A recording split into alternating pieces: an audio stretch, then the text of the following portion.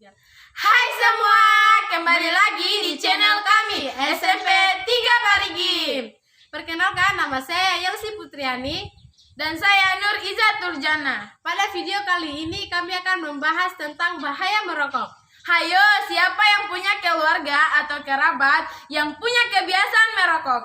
Udah diingetin berkali-kali, tapi tetap aja susah untuk berhenti merokok. Padahal kayaknya semua udah tahu ya, kalau rokok itu punya segudang dampak buruk bagi kesehatan. Ada banyak penyakit yang muncul akibat kebiasaan merokok. Yang pertama pasti udah banyak yang tahu ya, yaitu penyakit pada paru-paru.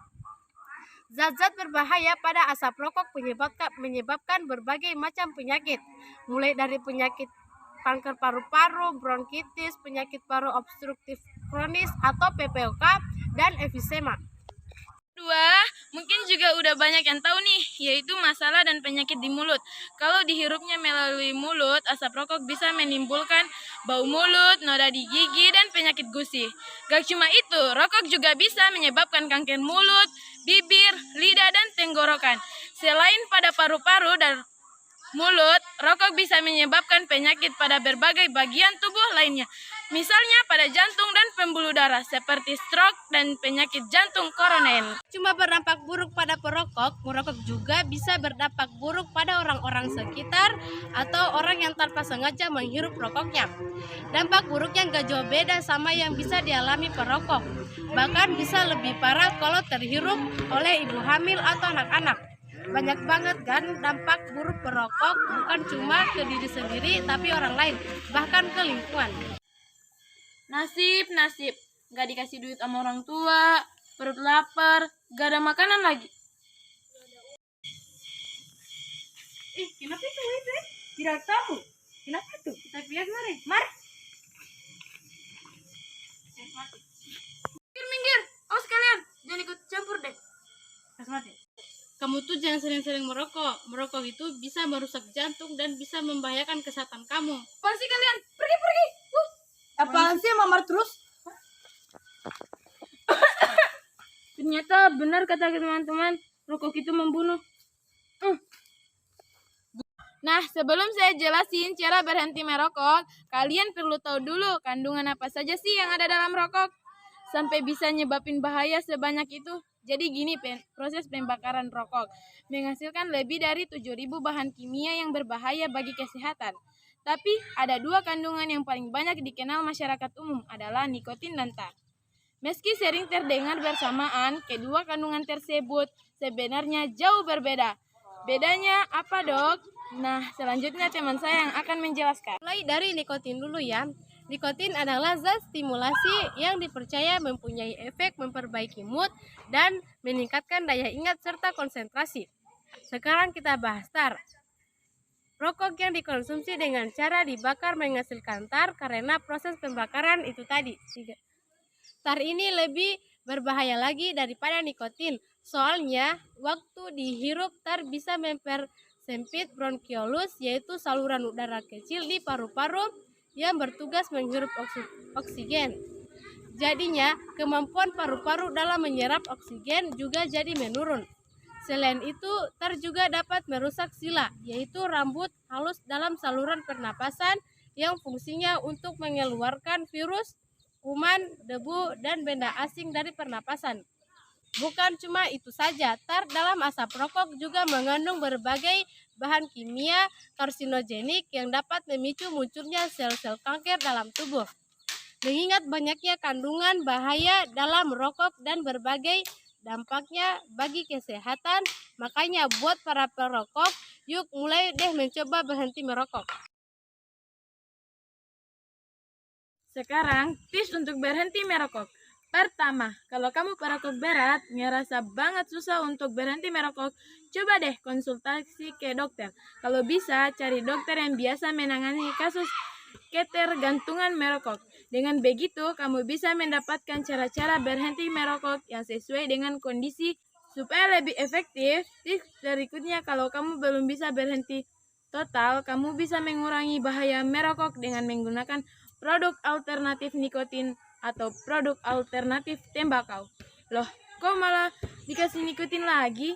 Jadi gini, untuk berhenti merokok, ada sekumpulan gejala yang bisa muncul, yaitu gejala zat nikotin. Pada umumnya, perokok itu merokok untuk mencari kepuasan yang terdapat dari nikotin. Maka, produk alternatif tembakau atau nikotin ini bisa digunakan untuk membantu peralihan ke stop rokok secara total. Kenapa tadi saya bilang produk ini bisa mengurangi bahaya merokok? Produk alternatif tembakau atau nikotin ini tersedia dalam bentuk permen karet, tablet isap, hingga koyo yang umumnya hanya mengandung nikotin tanpa bahan berbahaya lainnya yang bisa ada pada rokok. Dengan cara ini, harapannya kamu bisa berusaha berhenti merokok secara bertahap tanpa harus kelaparan nikotin yang dikhawatirkan bisa membuat kamu jadi kembali merokok. Selain itu, ada juga cara berhenti merokok menggunakan produk tembakau alternatif yang merek dikembangkan dalam beberapa tahun terakhir, yaitu produk tembakau yang dipanaskan dan vape. Produk tembakau alternatif ini bekerja dengan cara memanaskan tembakau atau cairan atau keduanya, yang kandungannya adalah nikotin. Karena mengandung nikotin, menggunakan produk ini bisa mendekati kepuasan saat merokok. Tapi karena tidak dibakar, produk ini tidak menghasilkan tar dan asap melainkan uap. Vape juga tidak diperuntukkan bagi orang yang belum pernah merokok. Alat dan cairan ini digunakan untuk meredam keinginan mendapatkan nikotin dan rokok tembakau sambil mengatur perilaku agar dapat memandu dan mengurangi kebiasaan menghisap rokok. Inilah bedanya vape dan produk tembakau yang dipanaskan dengan koyo, nikotin atau permen karet nikotin.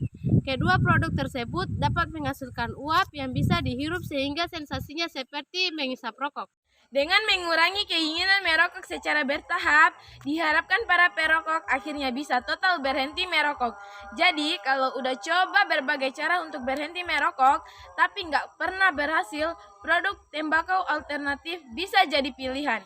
Cara ini juga sudah diterapkan dan diteliti di berbagai negara. Hasilnya menunjukkan bahwa karena zat berbahaya dari produk tembakau alternatif bisa dikurangi dibandingkan dengan rokok, bahaya rokok pun dapat ditekan. Ingat kan, kalau rokok dibakar, jadi ada tarnya. Tar itulah yang merupakan salah satu bahaya utama dari merokok. Terus, untuk mendukung langkah-langkah yang disarankan dokter agar kamu bisa berhenti merokok, saya juga punya beberapa tips yang bisa kamu terapkan.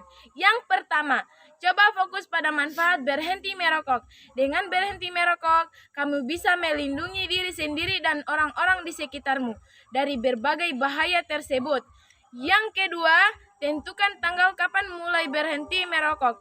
Persiapkan diri secara fisik dan emosional. Coba perlahan-lahan mulai mengurangi jumlah rokok yang kamu isap perharinya.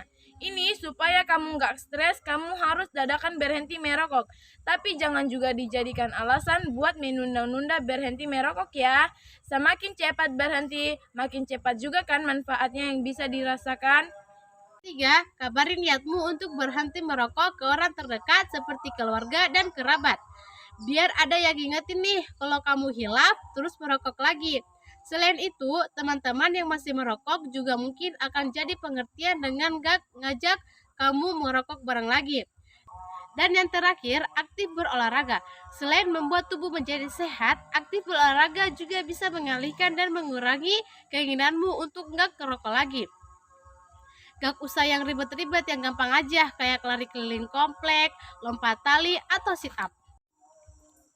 Oke, sekian dulu informasi yang bisa kami sampaikan kali ini.